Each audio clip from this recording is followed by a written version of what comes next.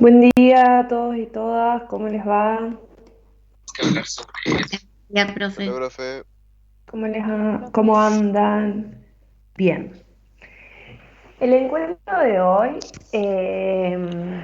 vamos a arrancar, digamos, con las dudas y las consultas que tengan de la unidad número 4, pero como ustedes la semana pasada tuvieron que ver la unidad número 3 de una manera muy intensiva, o sea, solamente trabajamos un día en ella, quería saber si alguno o alguna le quedó dudas sobre la unidad número 3 que quiera compartirlas ahora y la vemos, y si no, ya arrancamos con la 4.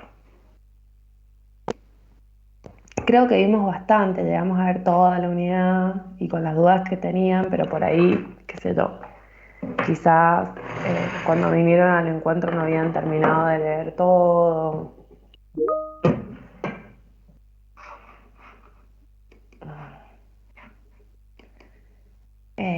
Bien, Tommy, no sé si la querés escribir, creo que vos, Tommy, no tenés mic. Bien, sobre el existencialismo.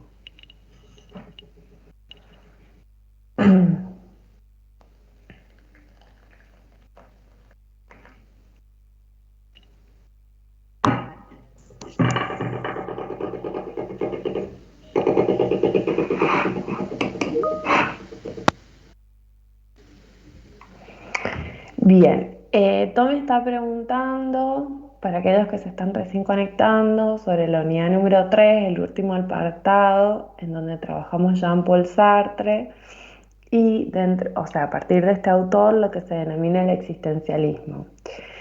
Es angustia, Tommy, porque te acordás que en el encuentro pasado lo que decíamos es que los hombres nos encontramos condenados a la libertad, dado que no tenemos, se podría decir, una idea, un fundamento que guíe nuestro accionar, ¿no?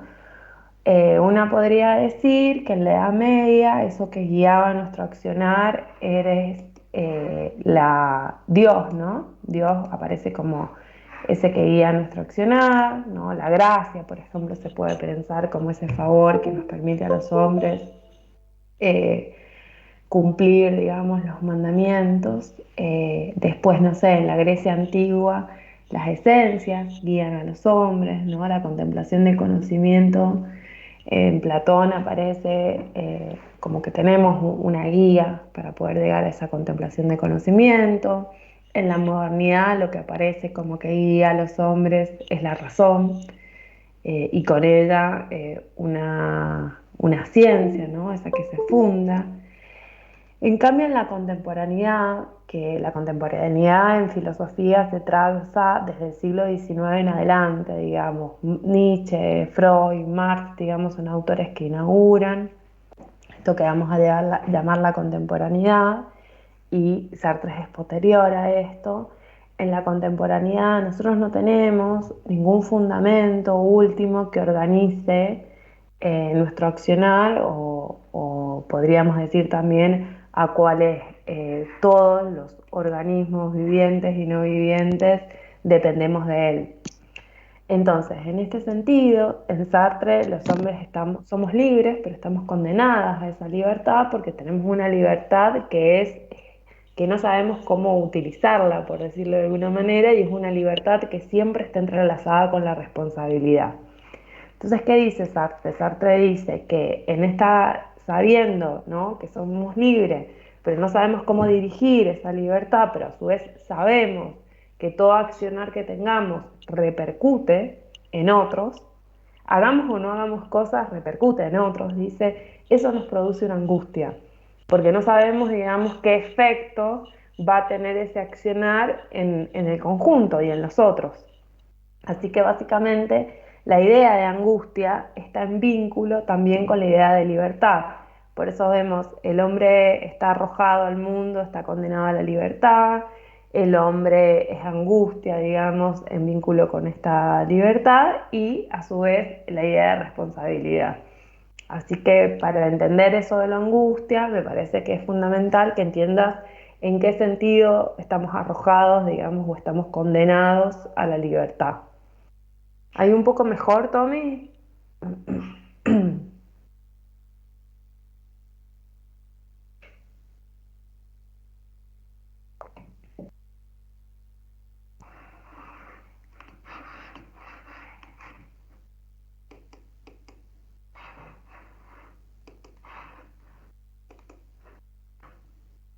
Buenísimo.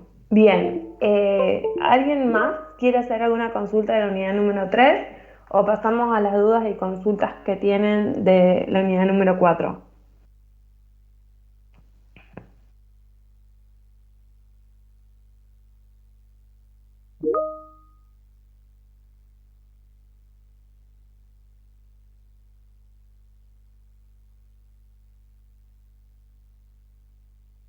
Bien, Joel, el análisis que hace Riquet sobre la doble conciencia, ¿no?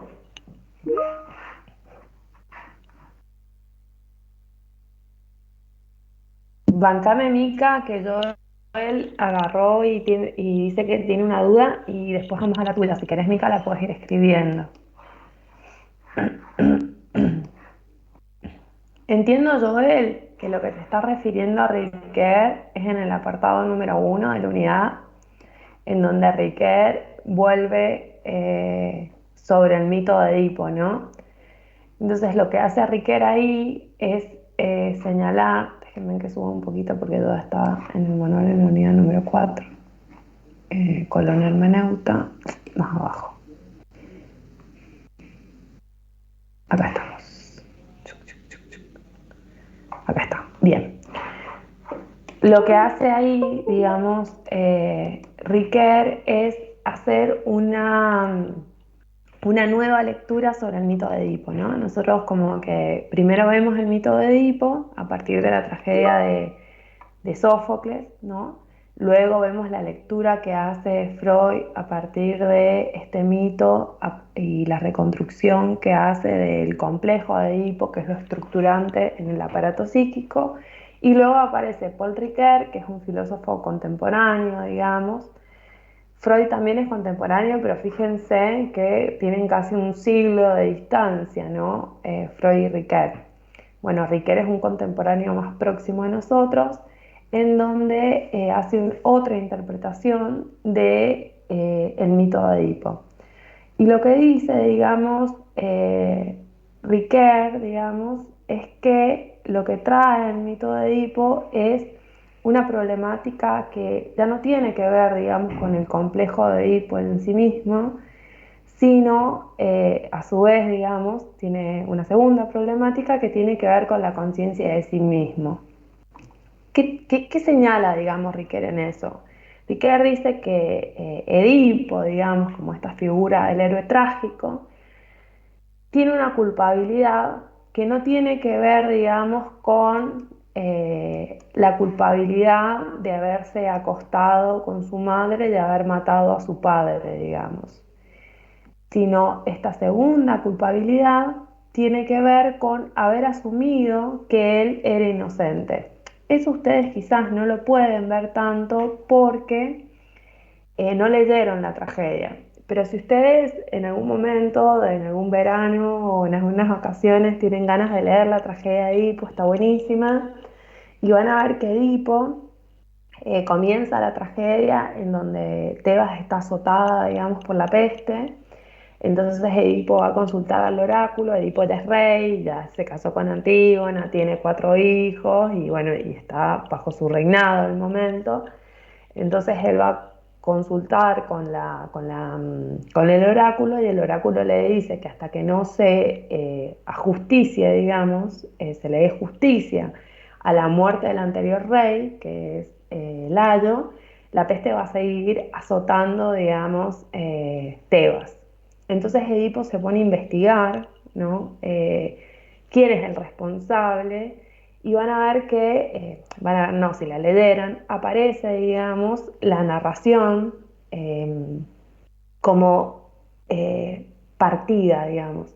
Cuando él va y habla con Tiresias, que Tiresias es este sabio, ¿no? Que no puede ver físicamente y que tiene unas deformidades en las manos, Tiresias de alguna manera le dice, mirá, el responsable sos vos, o sea, vos sos el que has matado a Lalo y no sabés, digamos, que has matado no solo al rey, sino a tu padre. Y ahí aparece, digamos, que Edipo va y entrevista, digamos, al campesino que abandonó al bebé o que supuestamente se pensaba que había matado al bebé de Yocasta y, hilado, y después aparece el relato del otro campesino, que es el que recoge el bebé cuando Edipo es chiquito, digamos, bebé, y se los da al otro reino.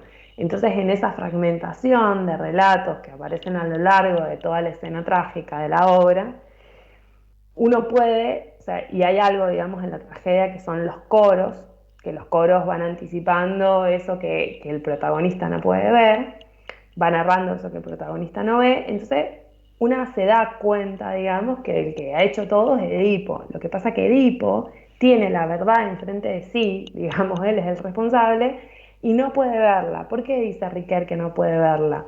Porque él presupone su ignorancia dado que es el rey, ¿no? Entonces él nunca piensa yo soy el responsable de esto que está pasando, sino que Edipo se pone a buscar porque lo que él considera que pasa es que hay como un entramado que le quiere quitar su poder de rey y destronarlo, digamos. Entonces nunca se devuelve la pregunta. Y de ahí, digamos, que Riquet dice, el héroe trágico entra en una segunda culpabilidad que ya no es la culpa del inconsciente, sino la culpa de la conciencia presuntuosa que ha presumido su inocencia. Es decir, que nunca Edipo piensa de que lo que ha sucedido tiene una responsabilidad de él, digamos, que es él el responsable de lo que ha sucedido. Entonces, ¿qué dice? El celo de la verdad que pone en movimiento la búsqueda del culpable, o sea, es decir, Edipo se pone a buscar al culpable, es un celo impuro, es la presunción del rey, su celo pertenece a la grandeza del rey, es la presunción de un hombre que cree que la verdad no le concierne. ¿Por qué? Porque lo que está buscando, digamos, Edipo es un culpable de ese acontecimiento, de ese accionar, pero no está buscando la verdad que le concierne la verdad. Luego la tragedia termina, ¿no? En donde Edipo lo que encuentra no es solo el culpable, sino la verdad de sí mismo, ¿no? De ahí este juego que hay con la frase que está escrita en el oráculo de Delfos, conócete a ti mismo. Entonces, ¿qué dice Riquet? Riquet dice que el único que puede habitar la verdad es Tiresia, que es este sabio, digamos, que no ve físicamente y que tiene cierto contacto con la verdad y con lo sagrado, y que Edipo, digamos, solamente puede llegar a esa verdad a partir de la tragedia, digamos, a partir del tropecio, del tropezar.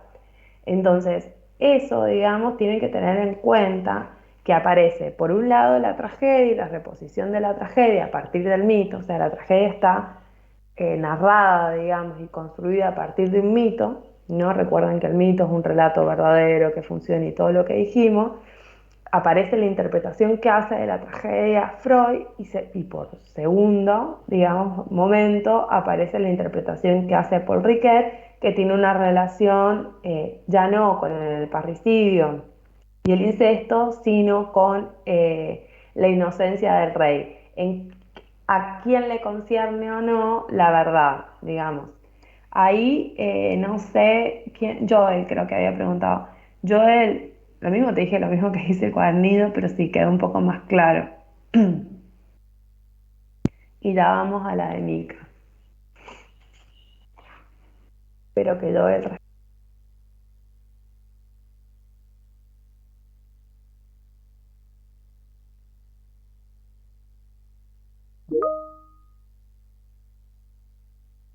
Entonces vamos a la de Mika sobre los dos tipos de hombres según Nietzsche, todas las partes que habla de fuerza. Mika, no me voy a detener a explicar todo Nietzsche, porque digamos un poco que ustedes lo tienen en el video, lo tienen en el manual, ya estuvimos hablando el encuentro pasado, pero sí te voy a hacer este señalamiento para que puedas entrar, digamos, y quizás ahí ir con más seguridad en la lectura de ese apartado. Primero, recordá que en Nietzsche no hay esencias de las cosas, todo está en movimiento y en cambio. Primer presupuesto, ¿no? Segundo presupuesto, que el mundo está atravesado por fuerzas que Nietzsche las va a tipificar como fuerzas activas y reactivas. Es decir, las fuerzas existen, son, están, y en el entramado de relaciones emergen algunas fuerzas o otras fuerzas, ¿no? Pueden emerger fuerzas activas o reactivas. A partir de estas dos cosas, digamos, si vos sabes que todo es movimiento, los dos tipos de fuerza, los hombres van a aparecer no como esencialmente algo, el hombre es tal cosa, sino como aquello que vehiculiza una fuerza. O sea, los hombres vehiculizamos fuerzas, activas o reactivas. ¿Qué sucede? La vehiculización de estas fuerzas no se da simplemente desde un uno solo individual, desde un individuo, de un sujeto racional. Nietzsche dice que la vehiculización de estas fuerzas y lo que emerge, digamos, se dan las relaciones. Es decir, para yo decir que lo que emergió es algo reactivo o algo activo, tengo que pensar en lo vincular y en lo relacional. Los cuerpos se relacionan y en estas relaciones emergen unas fuerzas o las otras fuerzas. Si en una relación entre cuerpos emerge fuerzas reactivas, se va a decir que la creación de los valores son reactivos y que tienen que ver, digamos, Nietzsche en la reconstrucción genealógica que hace, es que tienen que ver con estos valores cristianos y con el ideal del sacerdote. Si en una relación emerge lo activo, la creación de los valores es lo que llamaría Nietzsche que tenemos que poder hacer, tienen que ver con valores activos que llevan las fuerzas más allá y sería la propuesta para poder transvalorar, ¿no?, el origen de los valores, y esa transvaloración nos traería otra imagen del mundo. Pero lo más importante es que siempre pienses que los hombres no somos algo. Yo no soy esencialmente activa ni soy esencialmente reactiva. En una relación emerge algo. Y lo segundo, el segundo elemento, es que en el diagnóstico que hace Nietzsche, es que lo que ha predominado en la historia de Occidente, ¿no?, desde Sócrates en adelante, digamos, en la historia del pensamiento filosófico, es la reacción. Entonces, si bien hay fuerzas activas, lo que predomina son la creación de valores desde lo reactivo. Desde ahí que la propuesta es la transvaloración. Decime, Mica, si ahí está un poco mejor. Y el de los Simpsons, no me acuerdo el de los Simpsons. Eh,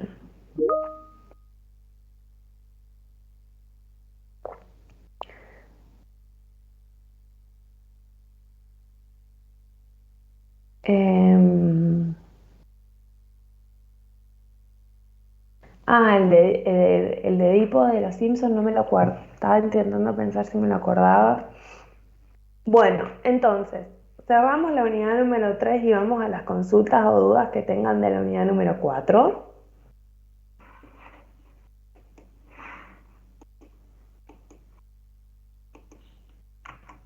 Hola, profe. Buenas.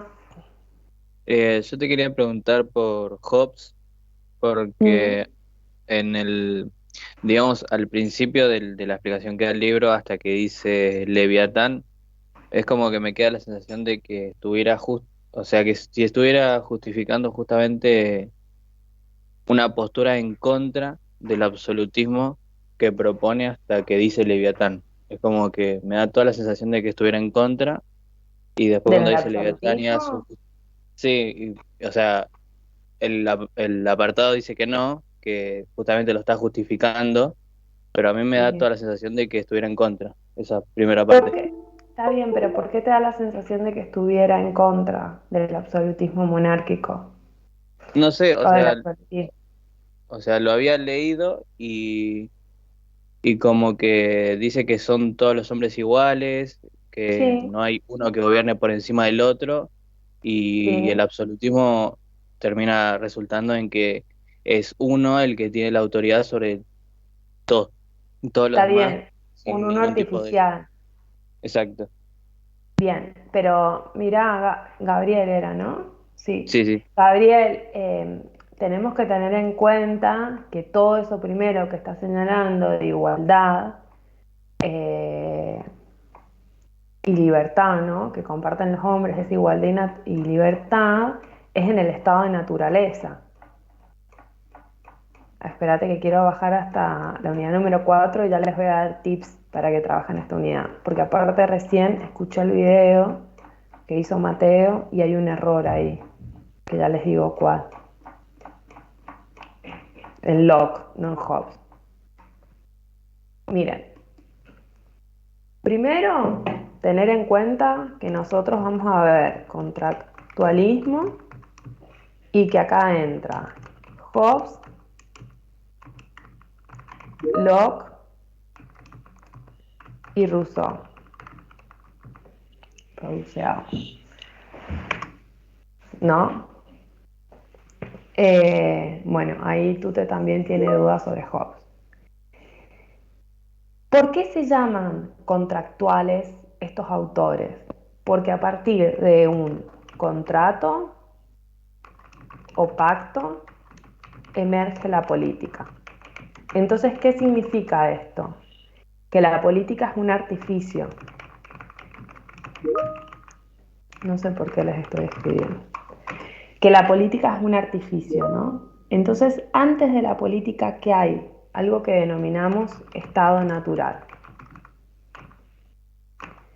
En el estado natural, todos los hombres son libres o iguales. Entonces ahí tenemos como una cajita, digamos, de presupuestos que comparten estos autores. La política no es por naturaleza, es un artificio, el contrato o el pacto es lo que permite la emergencia de la política, los hombres somos todos libres e iguales. Todo ese presupuesto que en la filosofía política o dentro de lo que son las ciencias políticas se denominan a estos tres autores contractualistas, debaten y se distancian de quién, de Aristóteles, ¿no? Porque Aristóteles va a decir que somos unos son politikon, digamos unos animales políticos, aquellos que por esencia participan del alma intelectiva en el grado más alta y que pueden deliberar. Y la política, digamos, para los griegos, para Aristóteles, pero también para Platón, que nosotros no lo vemos, pero en el pensamiento político clásico, está en la fisis, está en la naturaleza. Entonces política y fisis están entrelazadas, hay justicias absolutas, ¿no? El contractualismo, para que nos ubiquemos así como temporalmente, vendría después de lo que vemos como revolución científica. Recuerden que en el fragmento de La Casa de Brujas de Federici cuenta cómo Hobbes participaba de los debates, digamos, si existían o no existían brujas, ¿no? Y si bien Hobbes considera que no existían las brujas, apoyaba las campañas y estaba de acuerdo, digamos, con la caza de brujas.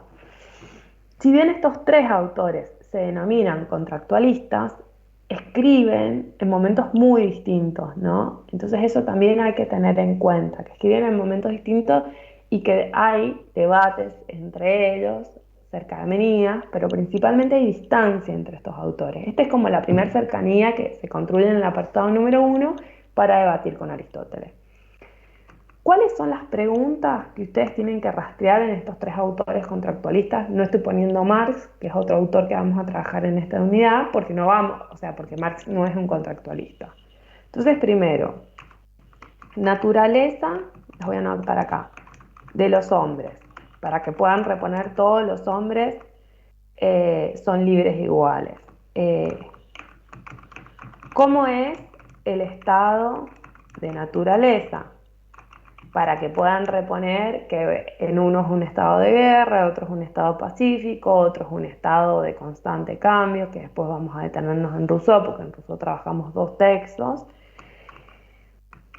Después tienen que reponer cuál es la ley natural y el derecho natural. Van a ver que derecho natural solamente tienen en Hobbes y en Locke.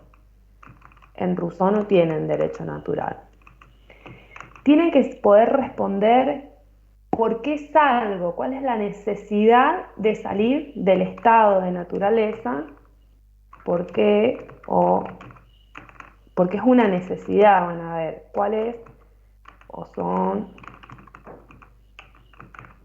las necesidades?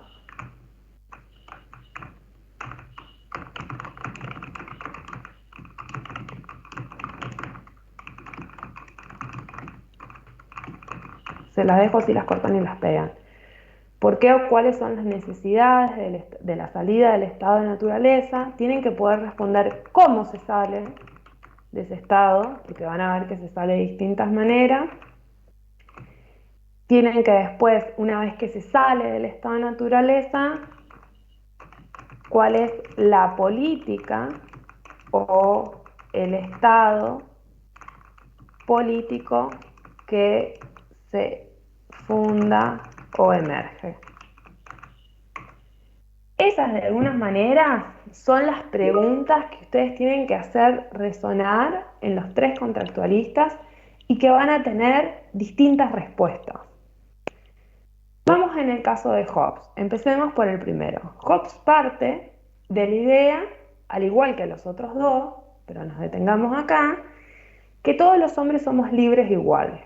Este es un presupuesto que se empieza a configurar en la modernidad y por eso yo les activo que piensen en la revolución científica que montamos y trabajamos en la unidad número 2, porque ahí hay un presupuesto, ¿no?, que es el pasaje del teocentrismo al antropocentrismo, la figura del hombre, y esto es un movimiento aparte que es posterior al Renacimiento, que el Renacimiento aparece brevemente nombrado, el Renacimiento y el humanismo, en un pequeño apartado de la Ilustración, ¿no? Piensen que estos movimientos que llamamos contractualistas es anterior a la Ilustración o al siglo de las luces.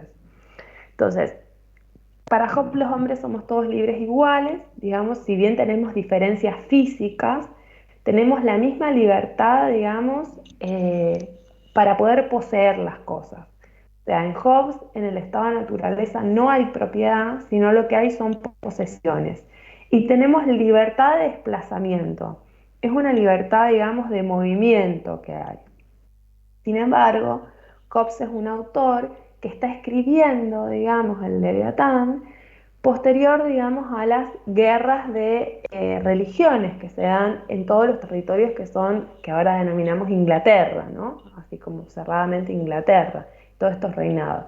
¿Qué sucede? Estas guerras de religiones contraponen a los católicos con los protestantes.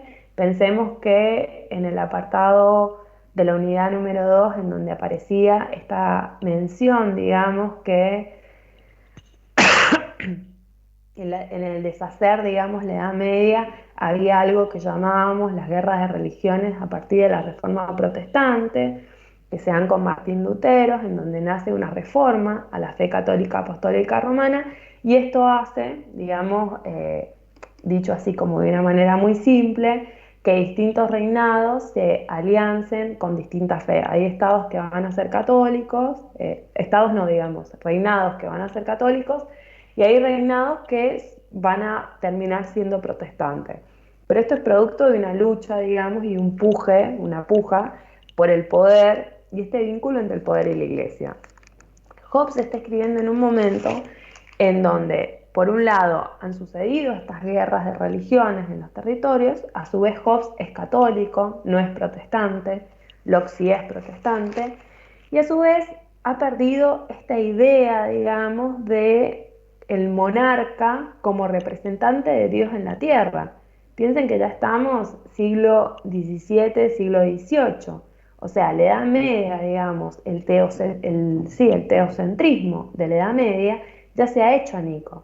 Entonces, la pregunta, digamos, que tienen estos autores es cómo vamos a establecer un orden o por qué y cómo los hombres vamos a obedecer un orden o una ley, podríamos decirla ya pensando más en lo político, si no hay alguien que sea el representante de Dios en la tierra, digamos. ¿Qué hacemos? ¿Cómo logramos, no?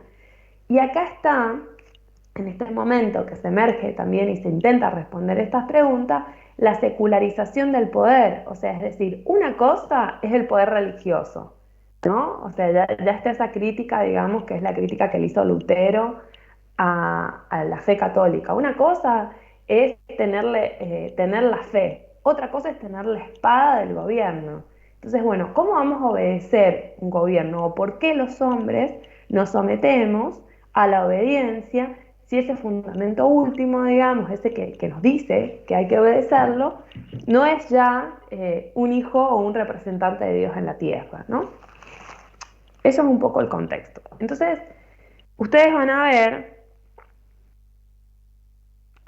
se me tapó el mapa, que aparece algo así en Hobbes como toda una descripción del estado de naturaleza hasta que vamos en el estado político. Pero primero, es importante que sepamos que todo este trabajo no es un trabajo histórico. No es que Hobbes dice, en el 1225 los hombres eran de tal manera. El Leviatán no tiene ninguna referencia histórica. Entonces el estado de naturaleza y toda esta descripción que hace es un presupuesto teórico, a priori, digamos, para poder justificar y fundamentar un estado absoluto. Entonces, ¿cómo vamos a llegar a un estado absoluto? Uno se podría preguntar, ¿por qué en Hobbes necesitamos un estado absoluto? Bueno, porque los hombres somos todos libres e iguales, vivimos en un momento en donde no hay una organización política, no hay artificios, esto se denomina estado de naturaleza, y los hombres somos egoístas. O sea, para Hobbes los hombres no es que somos malos por naturaleza, sino que somos egoístas. ¿Por qué somos egoístas? Bueno, porque los hombres estamos gobernados por una ley de la naturaleza que te dice conservación, autoconservación, ¿no? Entonces vean ahí, si yo digo ley de la naturaleza o derecho natural, no estoy pensando en leyes con convenciones, estoy diciendo o haciendo referencia a algo que organiza la naturaleza. Ese algo que organiza la naturaleza y que atraviesa a los hombres tiene por un lado la ley, que va a decir de que los hombres nos tenemos que autoconservar, y por otro lado está el derecho natural, que dice que los hombres no tienen que hacer nada que ponga en riesgo su vida, en riesgo, digamos, ya sea para perderla o ya sea solamente un simple riesgo. Pero ¿qué pasa? Hobbes, cuando escribe, ¿no? En esta idea de que yo le decía la guerra, uno cuando lee el estado de la naturaleza, lo que aparece es como es un estado en donde hay una escasez de recursos. No hay cosas para comer, no hay cosas para construir vivienda, hay una escasez de recursos. Ahí hay como una resonancia, digamos, que si yo fuera contemporánea de Hobbes y leo esa descripción que él hace del estado de naturaleza, se nos rememora, digamos, la guerra de religiones, y todos sabemos que una guerra de religiones implica escasez de recursos en los territorios. Entonces, ¿qué dice? Los hombres somos libres e iguales, estamos gobernados por una ley de la naturaleza que nos dice autoconservación, un derecho de la naturaleza que te dice no pongas en riesgo tu vida. En este sentido, dice Locke, tanto el derecho y la ley están en tensión, porque uno te dice conservate, pero otro te dice, bueno, no tenés límites y podés buscar todo lo que creas necesario, y eso implica ponerse en riesgo. Entonces dice, bueno, pero los hombres se ponen en riesgo para poder autoconservarse. ¿De qué manera se ponen en riesgo? Y bueno, hay tres causas principales por las cuales los hombres se ponen en riesgo.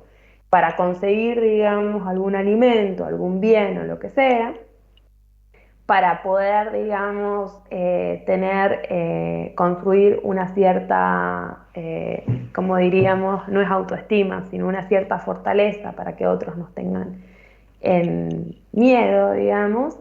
Y otra causa por las cuales nos ponemos en guerra, dice Locke, es para conseguir seguridad.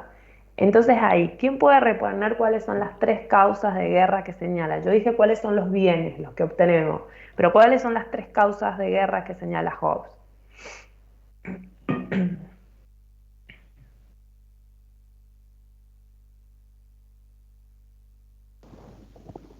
Yo, profe, dice acá en el libro que la primera causa impulsa a los hombres a atacarse para lograr un beneficio, la segunda para lograr seguridad y la tercera para ganar reputación.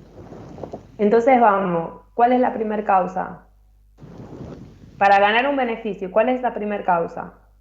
Está en la oración de arriba. Ah, la competencia, la desconfianza y la gloria, dice. Bien, competencia, esas son las causas. Desconfianza y gloria. Competencia. Luca, no, el juez imparcial es de Locke. Estamos en Hobbes, ya vamos a Locke. Entonces, ahí tienen tres causas de guerra: la competencia, la desconfianza y la gloria, y las tres nos traen un beneficio. Tengan siempre activo que los hombres somos egoístas. ¿Por qué hacemos la guerra? Dice Locke. Hobbes. Bueno, porque necesitamos esto. Estas son las tres causas y obtenemos tres cosas. De ahí esta cosa que aparece en el video, pero también ustedes tienen en el apartado, que los hombres somos lobos para los otros hombres, ¿no? Hasta este momento hemos repuesto, sigamos a nuestros interrogantes: ¿cuál es la naturaleza de los hombres? ¿Cómo es el estado de naturaleza? Un estado de guerra contra todos, podríamos decir, de desconfianza, de inseguridad. ¿Cuál es la ley natural y el derecho natural en Hobbes? Y tenemos que ver por qué o cuáles son las necesidades que nos llevan a salir de este estado de naturaleza. Pero antes de ver eso, es importante que ustedes tengan en cuenta que cuando Hobbes dice que el estado de naturaleza equivale a un estado de guerra, eso no significa el constante batallar.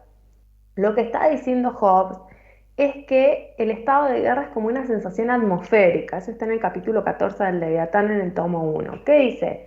Dice, bueno, no es que todo el tiempo estamos en guerra, ya sea por competencia, por desconfianza, por gloria, sino que hay una inclinación de los hombres, como una sensación atmosférica, que todo el tiempo algo puede hacer que se estalle. Yo siempre doy dos ejemplos. Un ejemplo, que todos debemos haber estado en una situación familiar súper tensa, en donde decís, bueno, si se dice tal cosa, todo se va a la mierda y va a estallar, y de repente pasa.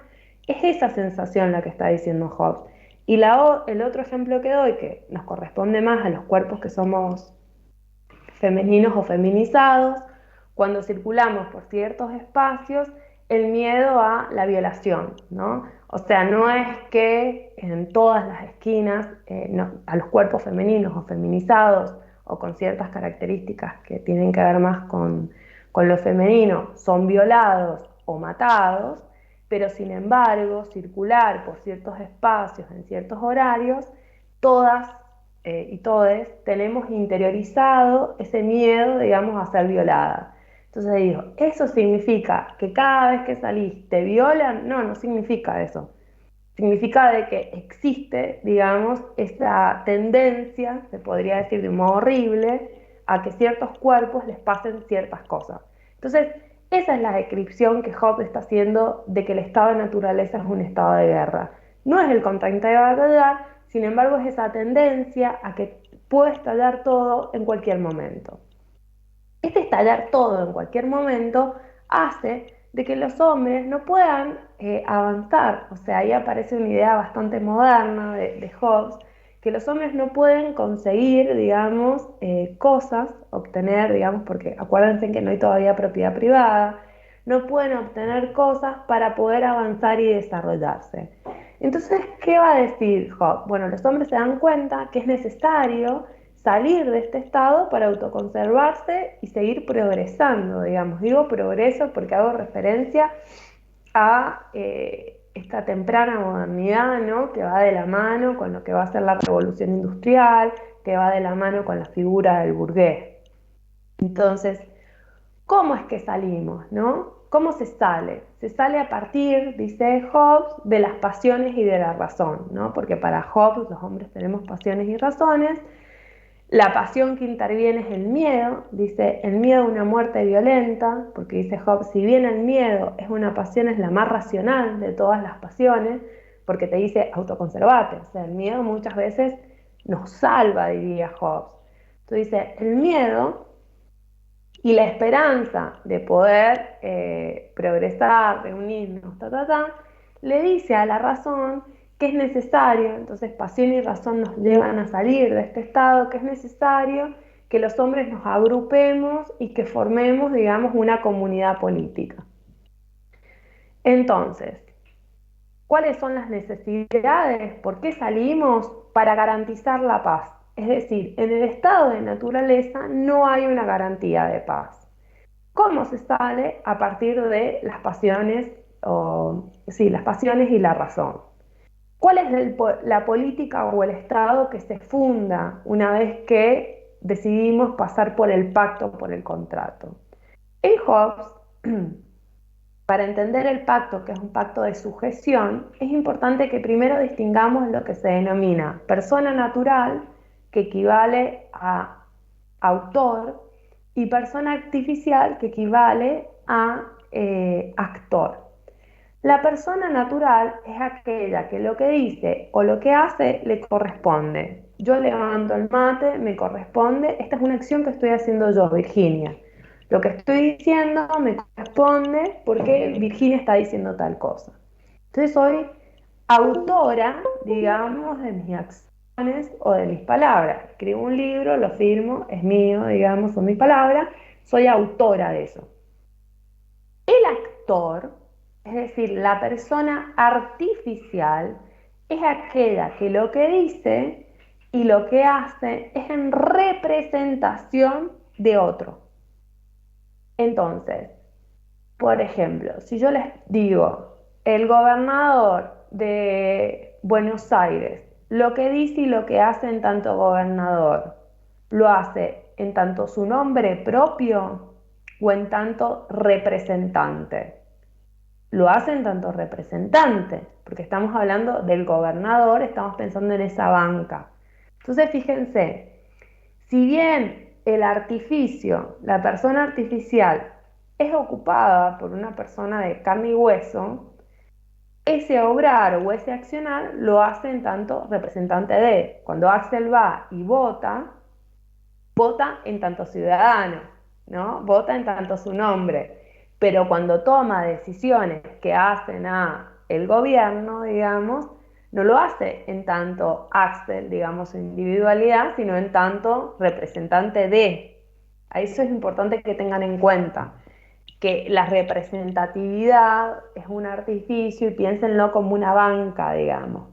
Entonces, ¿qué dice Hobbes? Todos los hombres, libres e iguales, o sea, nadie somete a nadie, ceden el derecho natural. No dice el derecho natural, pero dice ceden la libertad de autogobernarse. Eso es el derecho natural, los derechos. ¿Por qué se cede eso?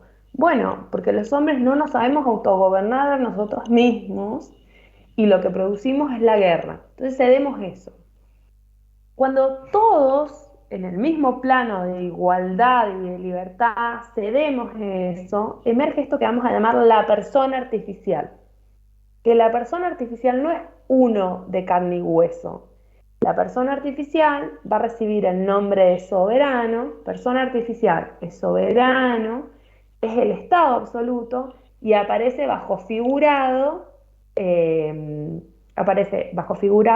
la figura, no, queda raro, aparece representado, figurado en la figura del Leviatán, ¿no? Que el Leviatán es este monstruo bíblico, ¿no? Que castiga.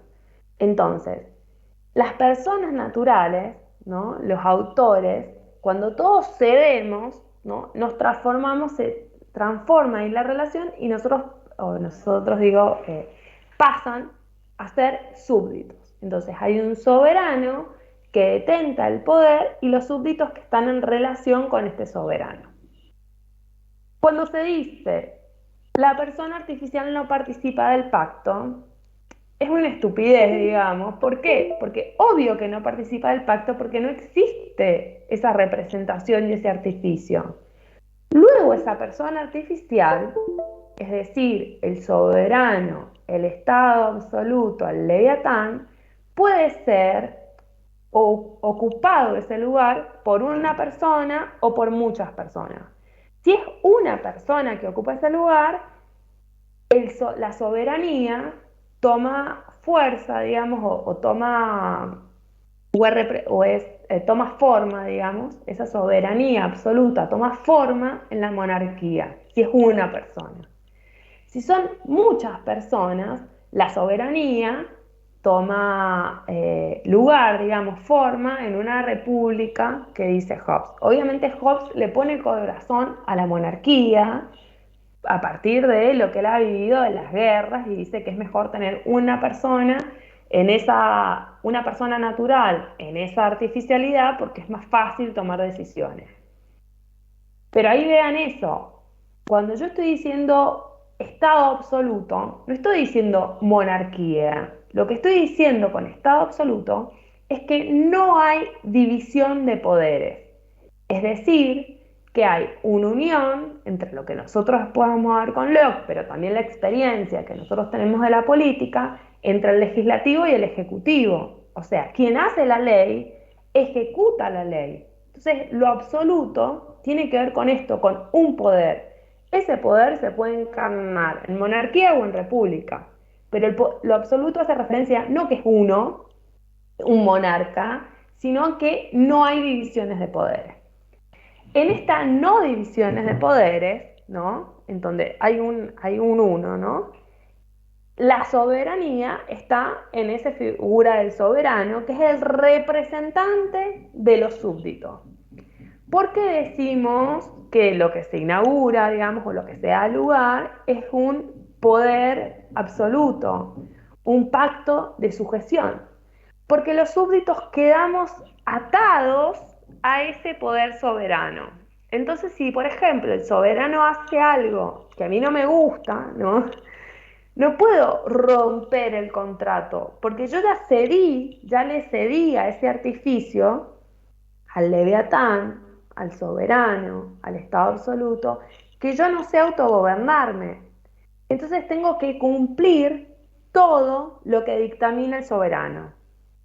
Puedo no hacerlo, pero si no lo hago, el soberano me castiga. O sea, la ley me puede castigar. ¿Cuándo son las únicas cosas por las cuales yo puedo no hacerle caso al soberano? Cuando el soberano me diga, matate, cortate una parte de tu cuerpo, testifica en tu contra. ¿Por qué? Porque son tres cosas, digamos, que atentan contra la ley de la naturaleza, que es la autoconservación, porque atentan contra la vida. Entonces yo no pacté mi autoconservación, lo que pacté fue el derecho natural, que es la libertad de poseer todo. En este momento, en donde yo ya hablo de relaciones de soberanías y súbdito, en donde hablo de Estado absoluto, en donde aparece la figura del leviatán, en donde digo representatividad, en donde pienso la política como artificio, ya no estoy pensando en derechos y en leyes naturales, sino en leyes y en derechos civiles, es decir, convención, construcción de la ley y ejecución de esa ley. ¿Qué otra cosa estoy pensando les puedo decir? Bueno, entonces, somos libres, digamos, en este estado absoluto, en tanto y en cuanto o sea, piensen eso, la libertad está ligada a un derecho en la política, ¿no? Y la ley está ligada a una obligación. Entonces, las relaciones sociales de obediencia, de mando y de derechos quedan sujetas, digamos, a este soberano que es quien las dictamina y las aplica. Por ejemplo, si el soberano determina que yo tengo que ir a la guerra, yo no puedo decir que no, porque yo ahí ya acepté, ¿no?, que el soberano me va a gobernar y me representa. No puedo decirle al soberano y tirarle cascotes y bardearlo, porque en realidad es como bardearme a mí misma porque es quien me está representando. O sea, lo que yo sí podría hacer es si el soberano me dice anda a la guerra y no me da ninguna arma y me tira, digamos, en una guerra, yo ahí puedo decir, bueno, no, porque esto está atentando contra mi vida, me tenés que dar ciertas cosas. Pero todo lo que dictamina el soberano, tengo que actuarlo, digamos, tengo que hacerlo, quedo sujeto, y si no lo hago, puedo ser castigada. De ahí que los hombres obedecen la ley a partir de, no porque les parezca que la ley es divina, sino porque tienen miedo, digamos, del castigo que pueda infringir, digamos, el leviatán. Entonces ahí nosotros tenemos un Estado, que es algo que empieza a pasar en la modernidad, que es muy genial y que tiene una relación con nosotros. El Estado no solamente organiza, digamos, sino que administra las pasiones, incluso el miedo, digamos. El Leviatán, no es que el miedo o la inseguridad desaparece, seguimos teniendo miedo, pero es un miedo que está organizado y administrado. Estamos, quizás me colgué y les dije cosas que no tenían duda, pero como apareció ahí Hobbes.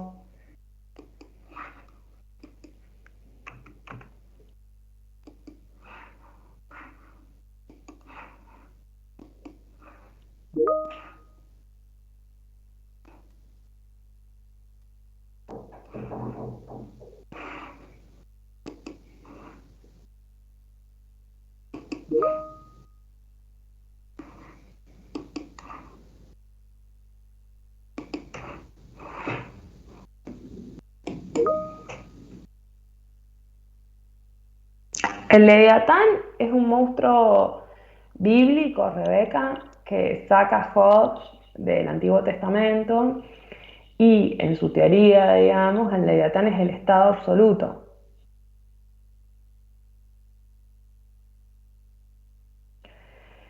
Joel pregunta que si en Hobbes la revolución sería un estado de guerra. A diferencia de Locke, digamos, si vos ya estás en un estado político, Hobbes no prevé una revolución al interior de ese estado, o sea, porque de alguna manera sería romper con el contrato. Lo mismo tienen que tener en claro que el soberano, este estado absoluto, el Leviatán, no es un tirano. O sea, que no piensen que porque piensan en una monarquía, en un estado absoluto, están pensando en la figura de la tiranía. El tirano no tiene, digamos, constituciones, no tiene aplicación de la ley. Una tiranía lo que tiene es eso, ¿no? No, o, por ejemplo, nosotros, en nuestro caso, los golpes de Estado, lo que hay es una suspensión de la ley, de la Constitución. Entonces, en ese sentido, es una violencia estatal, ¿no? Entonces, Hobbes no está pensando en eso. No hay, digamos, posibilidad de ir en contra de la soberanía, porque sería ir en contra de nosotros mismos. Y lo que sucede en el estado de guerra, en ese sentido, no es pensado como revolución, sino más bien como guerra, como luchas entre distintos sectores, pero no como una revolución. O sea, la revolución tendría otra carga, digamos.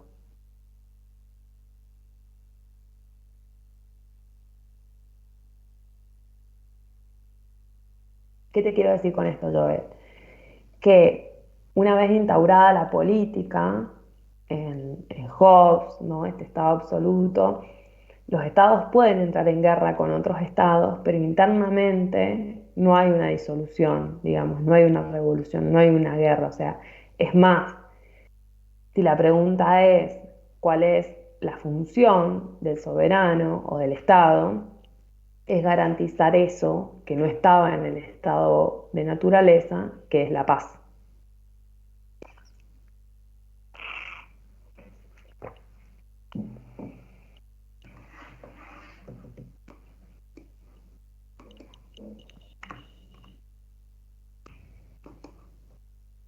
Bien, si no hay más preguntas de Hobbes, vamos con Locke.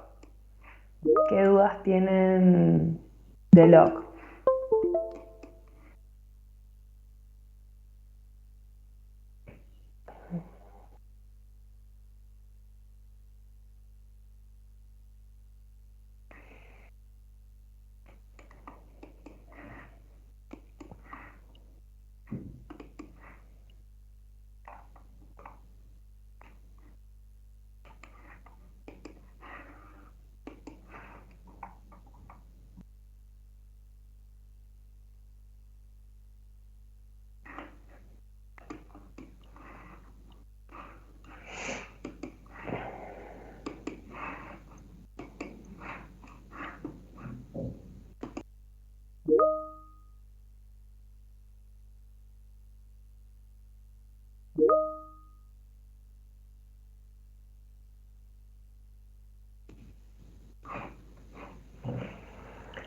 En realidad Locke plantea, una vez que estamos retomando la pregunta que se tute, que creo que era Adele, no me acuerdo, siempre me olvido.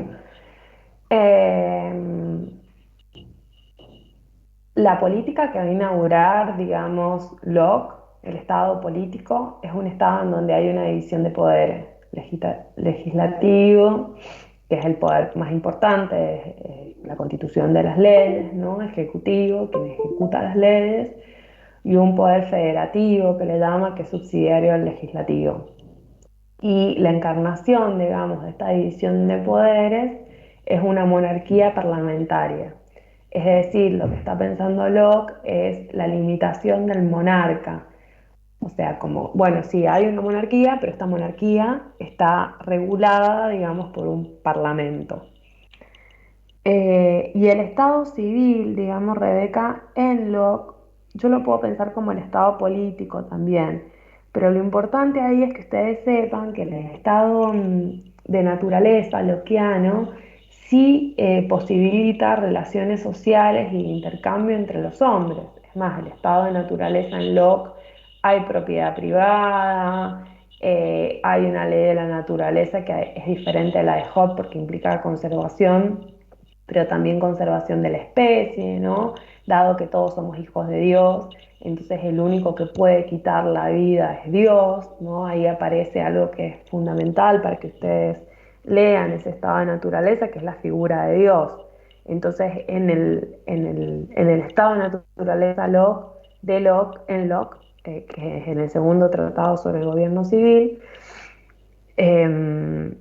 hay pecado, ¿no? Podemos cometer, si hay males, hay pecados, o sea, es un estado con moral, es un estado que hay propiedad privada, es un estado donde hay intercambios, los hombres nos conservamos a nosotros, pero también a la especie, y sin embargo, dice Locke, hay hombres que deciden no vivir bajo esta ley natural, que la ley natural en Hobbes es una ley moral de la razón, dictaminada, digamos, por la razón, pero es moral. Los hombres tienen el derecho natural de castigar a aquellos que violentan su propiedad, en sentido amplio. Propiedad es vida, libertad y bienes. En un sentido restrictivo, propiedad es solamente los bienes, no es la naturaleza la que imprimo una fuerza. Eso es propiedad privada. Pero propiedad en sentido amplio es la propiedad privada, que ese es el error que tiene el video que les decía cuando Mateo explica por qué garantizar la política. Dice, para garantizar la propiedad privada, pero no es solo la propiedad privada, es la propiedad en todo el sentido, vida, libertad y bienes, digamos. Eh, no sé qué otra duda tienen y yo les voy respondiendo.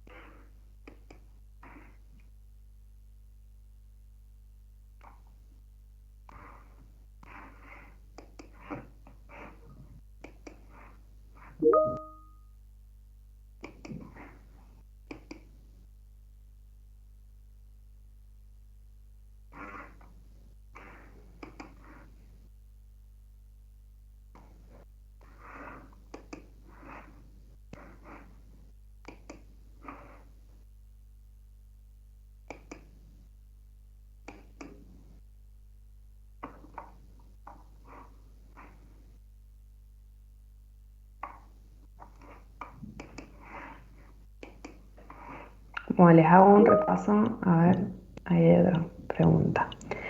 Les hago un repaso. Bueno, la naturaleza de los hombres en Locke. Les respondo las preguntas que les puse que tienen que saber.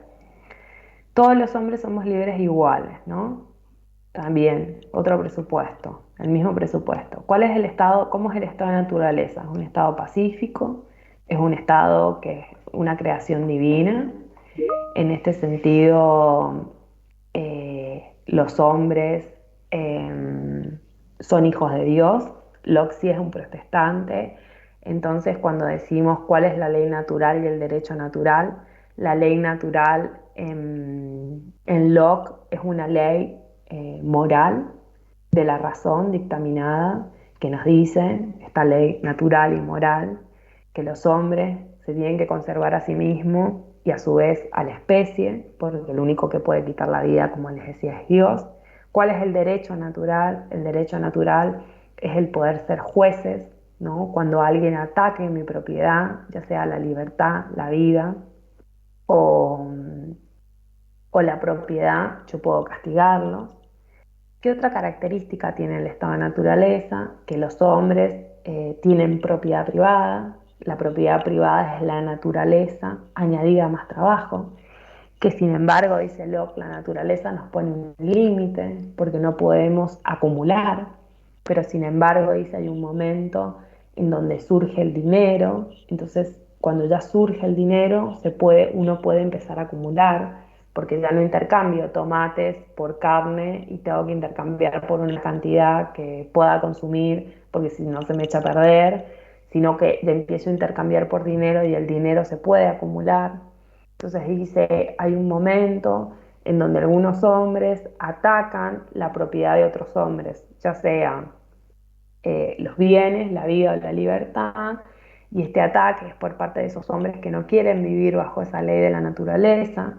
Entonces ahí vamos a la otra pregunta, ¿por qué y cuáles son las necesidades por las cuales se sale del estado de naturaleza?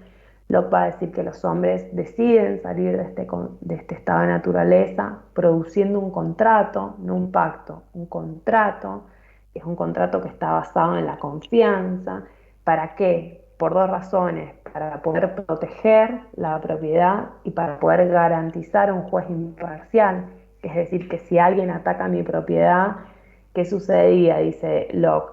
Y bueno, los hombres, si bien la razón dice que hay que hacer un castigo que sea justo, se ciegan y no sé, me robó una manzana y le quiero cortar la mano, y si le corto la mano, ese otro también le estoy atacando su propiedad, porque es vida, me va a querer cortar el brazo y así hasta el infinito.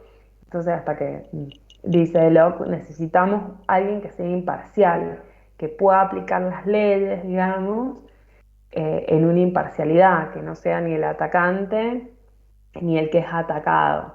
Entonces, ¿por qué salimos del Estado? ¿Por qué se sale del Estado? Bueno, para garantizar la propiedad, vida, libertad y bienes, y para producir un juez imparcial. ¿Cómo se sale? Por medio de un contrato en donde todos libres iguales pactan.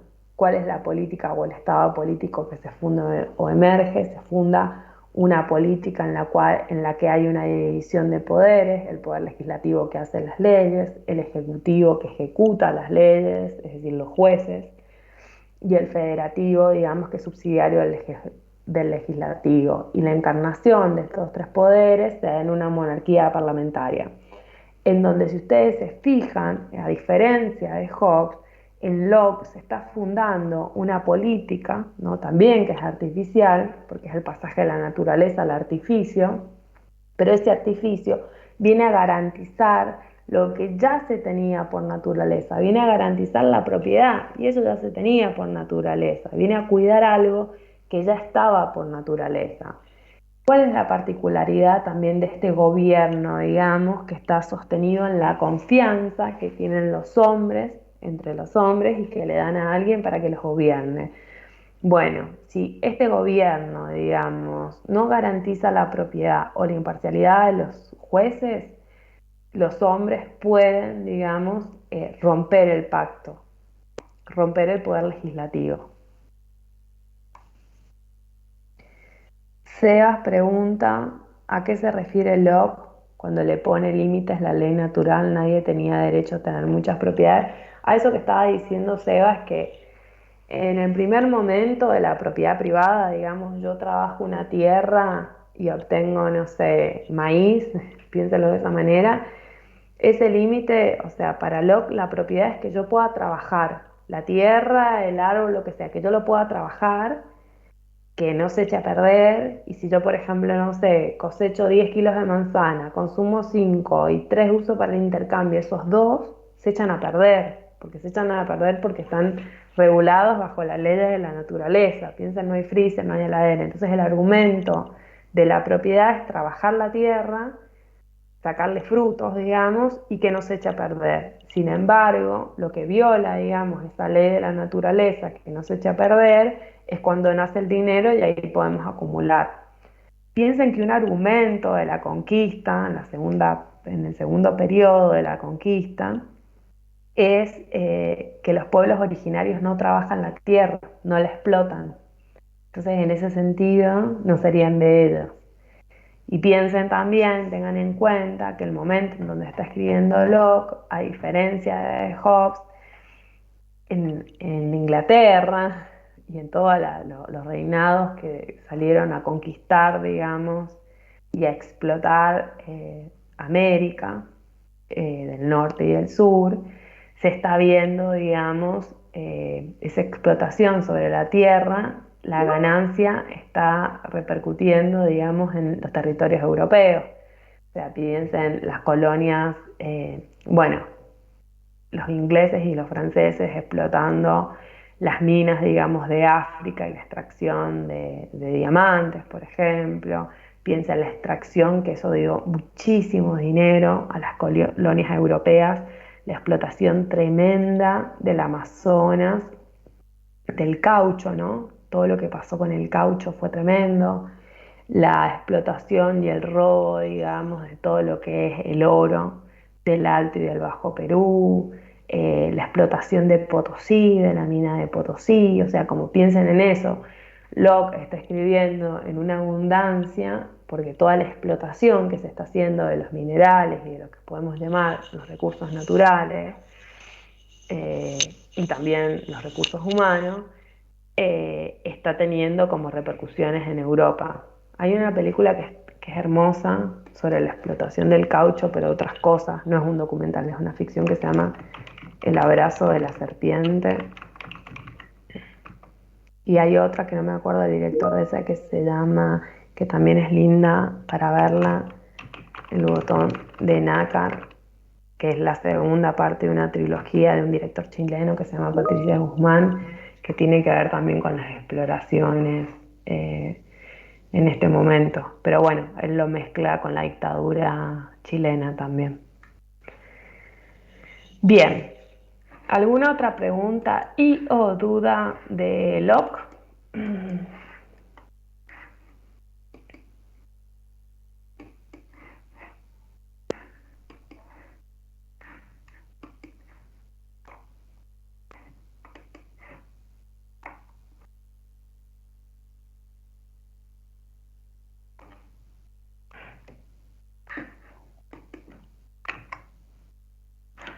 Uy, ¿está Jessica?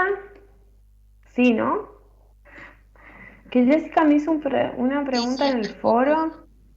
Che, Jessica, ¿sabes que yo te respondí la pregunta y ahora vuelvo a entrar al foro y parece que no toqué responder y no se cargó? O sea, Sí, vos no la sí, leíste porque la leí, sí. no me aparece ahora a mí en el foro, es como si se hubiera borrado. Qué No raro. sé, Porque a mí me aparece. porque yo te la di, o sea, leíste la respuesta que te di, ¿no? Sí. Y ahora no aparece. No sé qué pasó. A ver.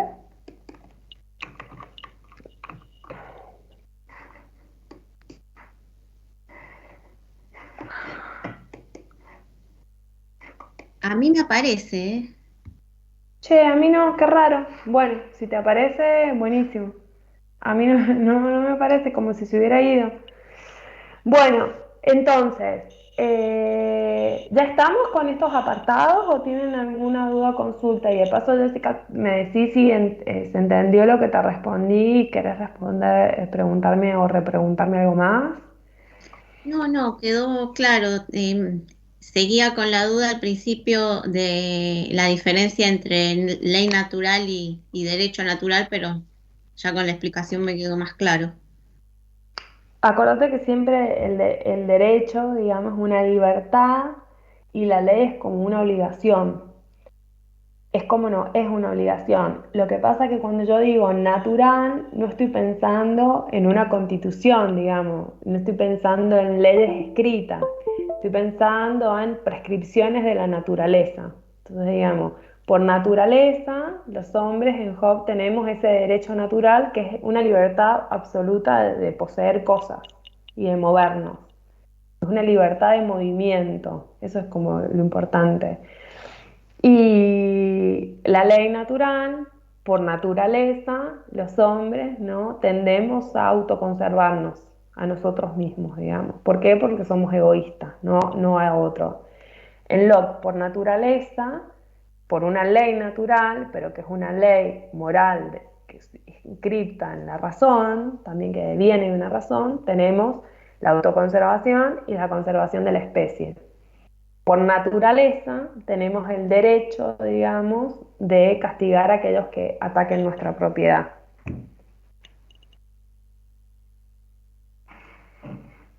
Entonces ahí también, así como se contrapone estado de naturaleza con estado político, porque uno es natural y otro es artificial, se contrapone leyes y derechos naturales como con los civiles. Pero piensen, esto quizás los confunde, pero puede servir. Piensen que, por ejemplo, los derechos del hombre o del ciudadano que se dictaminan en el siglo XVIII o más cercanos a nosotros, los derechos de los niños, hay una fuerte base de que por naturaleza, por ser naturalmente, no sé, niño, tenemos tales derechos, ¿vieron? Hay ahí un rasgo fuerte de lo natural, ¿no? En los derechos humanos en general pasa eso, como que hay una fuerte base de algún elemento o un presupuesto humano como naturaleza que por el simplemente hecho de ser humanos, digamos, o por el simplemente hecho de ser niños o ser mujer, o, bueno, tenemos tales derechos.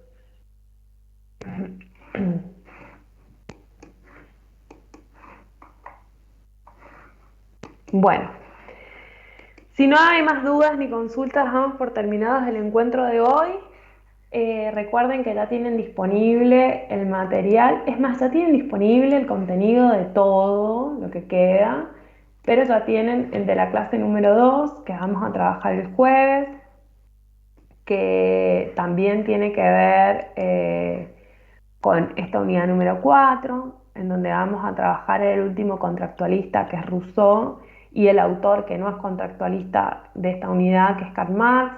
Deténganse en el Rousseau, porque Rousseau tiene la particularidad de que trabajamos dos textos, un texto que es El origen sobre la desigualdad entre los hombres y otro texto que es El contrato social.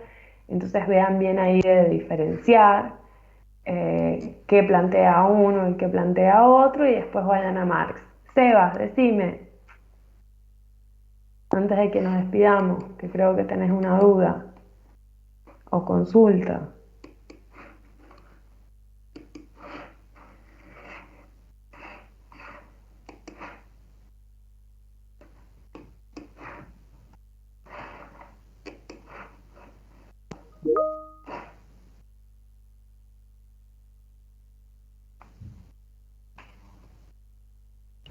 Ah, sí, si quieren el jueves, más que modelos de examen, les doy, Sebas, preguntas de examen, como hicimos con la unidad 1 y la 2. Y después, si ven, ya tienen también cargados esos que dicen modelos de examen. Les doy el jueves que cerramos la unidad número 4, les doy a las 3 y las 4. Y después cuando terminemos todas las unidades, quizás nos podemos detener a revisar cada uno de los contenidos, digamos, o qué fueron respondiendo en cada una de esas cosas. Y después, Coreana, profe, cuando Locke hace referencia a que el pacto de Hobbes dice es un pacto de tontos, ¿a qué se refiere? Se refiere a que Locke lo que le va a decir a Hobbes, que si los hombres están teniendo miedo en el estado de naturaleza de otros hombres que son iguales, digamos, es un pacto de tonto lo que hacen, porque en vez de generar, digamos, más igualdad o sacar el miedo, terminan produciendo un monstruo, que es el Leviatán, que tiene más administración, digamos, del castigo que otros hombres iguales. Entonces, en ese sentido, dice, bueno, en el estado de naturaleza le tenía miedo a los lobos, digamos, pero yo también soy un lobo, y después en el estado político lo que termino constituyendo es un monstruo más grande, lo mismo dice otros animales, Locke, ahora no me acuerdo, un león, digamos, y ese león me puede comer más vivo porque hay una desigualdad, digamos, entre la soberanía y el súbdito, ¿no? En ese sentido está diciendo de que es un pacto de tontos.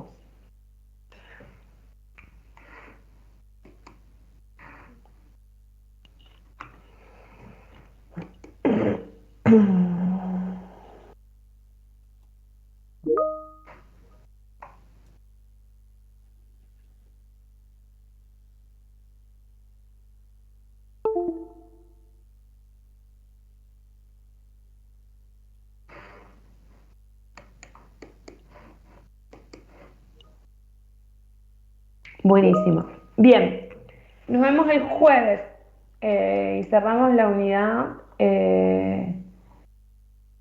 número 4.